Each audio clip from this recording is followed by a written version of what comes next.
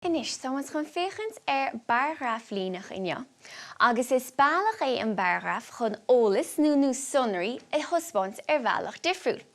Tá ceistan seo an gláirbáin agam, agus caitheamide an ólas sin bhhailú, agus asú trasna go bargraf líneach an seo an gláirbáin os mo chóir. Mar sin an ceiste tá againn ná céir an ócáid is smú a haithne le rang ceithid.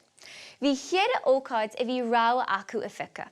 Bhí ihe hauna, mhreithla, an nolik agus an chosc. Haine ihe hauna le 5 mhreithla le 7 is fiche, an nolik le 5 duine, agus an chosc le 9. Mar sin, caitheamh mé gháil agus an ólas a asú trasna go dtí an chláirbáin seo. An chéad a tá mé chun dhéine ná tá mé chun na ócadaí a chur síos go curmánach trasna an seo. Trasna go curmánach. Ihe hauna,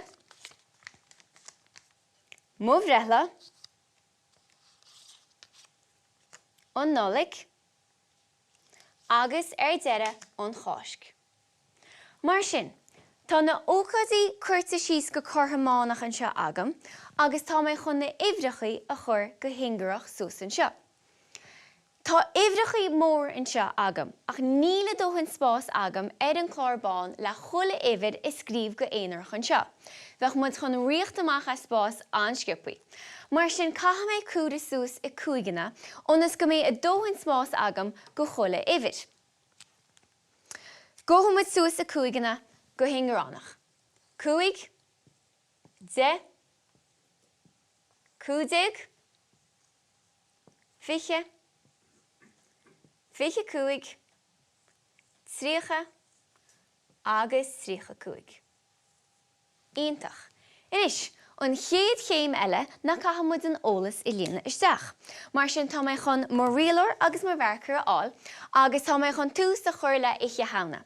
Cuireadh mé síos an rialóir, agus tá mé chun molíne a tharraingt go ingearánach suas go fada le uimhir a 15.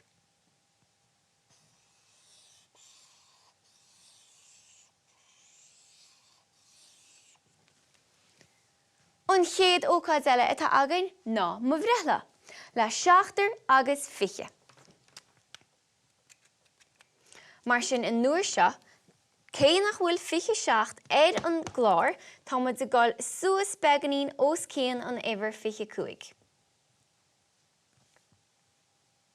Arís tá muid chun tosnaí ón bun, agus tá muid gháil an líne a tharraingt suas, díreach os céan 25, agus ionseoir sé sin dainn go bhfuil 27 duine an. An chéad cheann eile tá againn ná an nolik le 20 duine. Tá an táling in uair seo mar tá 20 an gláirbáin, mar sin tá sé bra simplí tá muid gall an líne ingearánach a tharraingt ón bun suas go dtí uimhir a 20.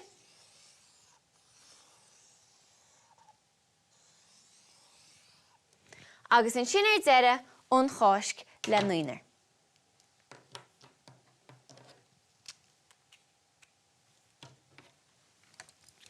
Agus tarniú má molíne an uair seo díreach faoi 1 an 10.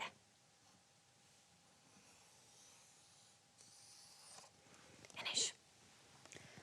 Tá an bargraf líneach dionta amachchain, agus bhaid sin fecinn tú an ócáid is smú agus an ócáid is slú a hainneann le rang ceithir. Mar sin tá ceisbeag agam díobh. Céir an ócáid is smú a hainneann le rang ceithir. Agus I breanú an graf, sé mhreithla an ceann is smú a hainneann le rang ceithir. Agus céir an ócáid is slú a hainneann le rang ceithir. Má sibh, sé an chosc an ócáid is slú a hainneann le hub.